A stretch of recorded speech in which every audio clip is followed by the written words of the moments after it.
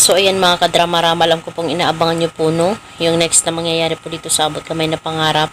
Dahil sobrang nakakatens na nga po no, tsaka nakaka-excite na nga din po talaga no, yung every episode na pinapakita talaga ng director dito sa Abot Kamay na Pangarap. Dahil alam naman po talaga natin ngayon no, mga kadrama, yung pagpapanggap talaga ni Carlos dito no. Dahil alam naman po talaga natin na was ginawa niya yon na magbali-baliwan siya, ay talagang makakalapit talaga siya dito kay Lynette.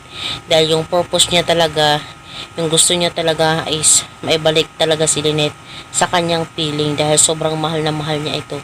Kaso nga po no mga kadrama, dahil nga po sa nakita ni Lynette yung awa niya dito kay Carlos, yung umiihi na lang siya sa kanyang sarili, parang wala na siya sa kanyang sarili, nagsasalita siya, sinasaktan niya yung kanyang sarili.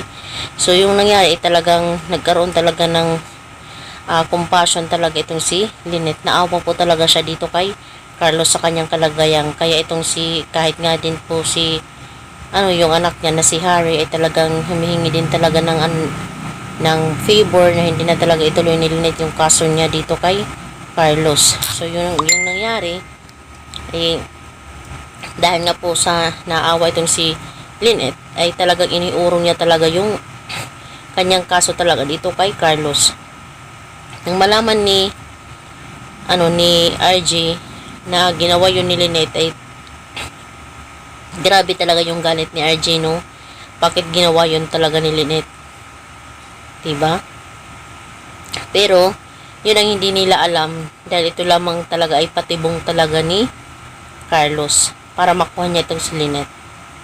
Baka magkaroon ng pagkakataon itong si Carlos ay talagang kidnapin na naman niya talaga itong si Lynette, diba? Pero hindi na po talaga siguro yun mangyayari dahil malalaman po talaga nila yung katotohanan. Kahit nga itong si Zoe, parang nakita niya itong daddy niya na talagang iba yung ginagawa, diba? Iba yung action niya nung malaman o marinig niya na iniurong ni Lynette yung kaso. Talagang parang naging happy siya sa kita yun ni Zoe. Kaya itong si Zoe, malaki din yung pagtataka niya na parang lang itong daddy niya, diba? Nagpapanggap lang. Pero malalaman talaga ni Lynette yung katotohanan about talaga dito sa kay Carlos. At sasabihin niya, Carlos, paano mo nagawang magpanggap na baliw ka at inurong ko pa ang kaso laban sa'yo dahil naaawa ako sa'yo sa sitwasyon mo. At yun pala ay pagpapanggap mo pala yung lahat-lahat, diba? Kaya dahil nga po sa galit ni Lynette, talagang sasabihin niya na makukulong ka na ng tuluyan, inubos mo pasensya ko, Carlos.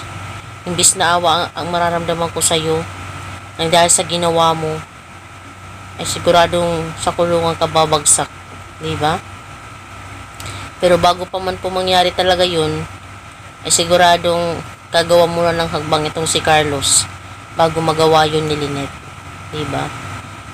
Yun nga ang sinasabi ko, baka kidnapin na naman siya. So mga kadrama, abang-abang na lang po tayo sa next na mangyayari po dito sa Abot Kamay na Pangarap.